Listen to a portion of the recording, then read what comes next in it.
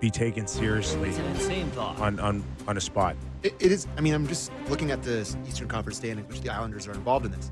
Every single team is either at or above 500. Not a single team is below 500 in the East right now. Yeah. By the way, Sam, I actually wanted to make this note, so I'm glad you brought it up. Let me pull up the standings here with you. I don't think any team has half of their game play total in regulation wins. So the leader in regulation wins in the entire conference has 8. Okay, so New Jersey is above the halfway mark, but pretty much everyone's below. Like the Leafs, how many regulation wins in 12 games? 4. And that goes the same for most of these teams. 4. Like Montreal, 4 regulation wins in 12 games. Yeah, you're just talking about with John Michael Lyles. They've lost 5 times in overtime or Right. shootout. Like, it's weird. A lot of overtime. Tampa Bay, 4 regulation wins. All these teams, people are talking about how good they are. Detroit's played 13 games, 6 regulation wins. Just one note on Crazy. Matthew Schaefer here. is Ottawa has 4 as well in 13. If you're the Islanders, I'm not even sure it's a great idea, for him to go. Well, what's crazy is he can go I'm play telling the you. World Juniors. This guy. Imagine. Send him back. You still have to be very careful with this guy. This guy will hit a wall.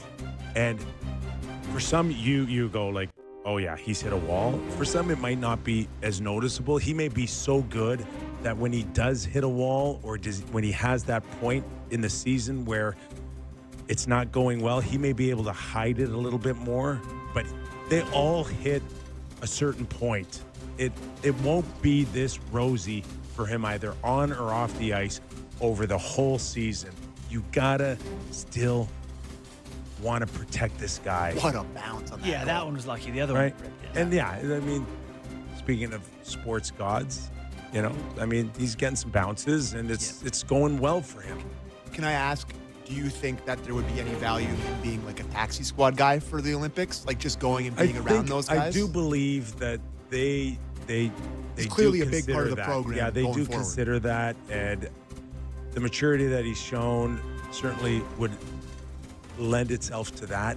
And what and changed- Celebrini too. I was going to say, what changes things here is international competition is going to be a regular thing now. Every 2 years for the next 10 are basically planned. And guess who's a big part of it going forward? It's going to be Schaefer, Celebrini, Bedard. Yeah. It's their team.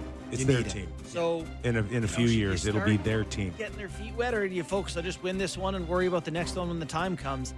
I kind of lean towards win each one the time it's up. World Championships good for development. It's not a development Yeah, situation. the Olympics, maybe send the best. Yeah. That's the next heartbreak coming from Canada. Oh my God. Our My thanks last one. Tough day. to John Michael Lyles.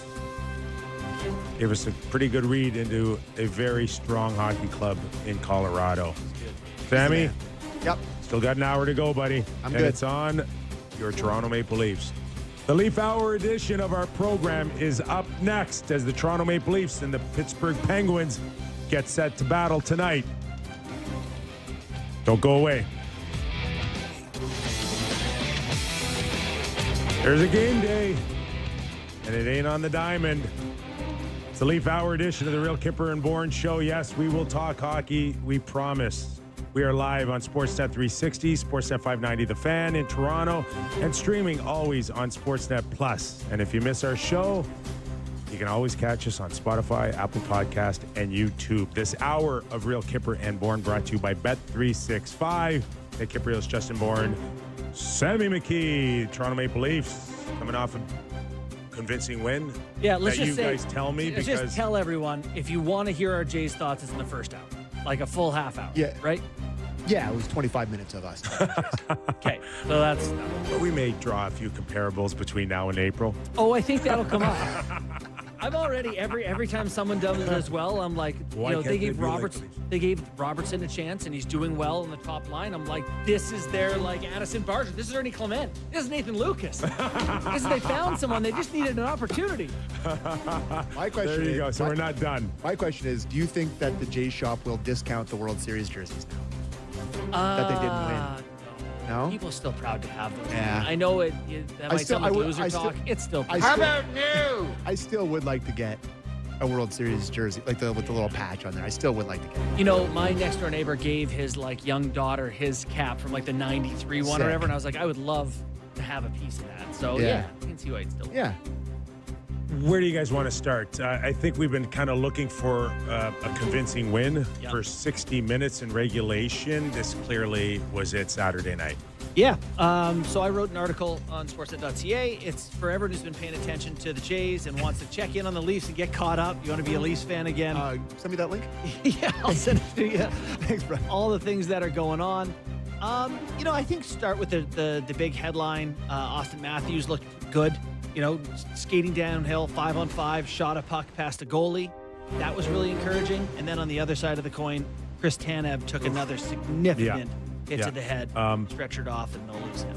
So is that the biggest story here? I want to start with what stands out the most. Is it the fact that Chris Tanev is now back out of the lineup on IR, and what that does, or do you guys want to get into the? Let's just stick with Tanev right now. Well, sure. Yeah, I mean, I think the fact that they looked like they did Saturday was the first time this year is a significant story for sure. But Tanev is obviously a guy that last year they counted on as their number one shutdown guy. Yeah. You're the league leading block shots. I'll start the conversation. I'm nervous for him. I totally agree. After the last one that happened, and having it, what was it, 10 days apart? Those two blows. I mean, that's pretty scary.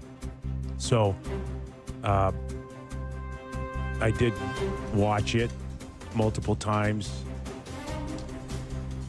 Incidental contact, like the response, even though it wasn't. Listen, it's a significant hit. I mean, everybody wants to kind of downplay it a little bit, but it was enough where you could get jarred, you could get twisted. Coming from that kind of backside. And when you watch him being stretchered off the ice, the focus was the neck, guys, the neck. So I'm hoping it isn't concussion related and more precautionary on the neck. There was a good comparison made that I heard, I want to say it was Jonas Siegel, that reminding of the Jake Muzzin situation. Remember, he had a concussion, came back, and then shortly thereafter got another one. His ended up being spine related. If I recall, they never played another game. And not to say that that's what this is, but you worry anytime you have these things in tight succession, and you're more susceptible, with smaller hits, the more you have them. And he did have concussion issues earlier in his career. So, yeah, it's a significant concern, right? I mean, 5 more years in this contract, obviously a human being here that we're concerned about too. But from the Leafs perspective, as a hockey perspective, you're going to see a lot of Philippe Myers now. And that ain't Chris Tanev. That's for a decor that's not been very good. That's just on that though, you do have enough veteran NHL guys where you should be able to color it off, but that's something that maybe short term not a huge problem. You're in a playoff series, you go, ugh. Yeah, no, but that kind of, if this is going to be a thing, it's something maybe Brad has to look at. The one thing that does scare me with Chris Tanev is the amount of physical abuse he's had the last little while.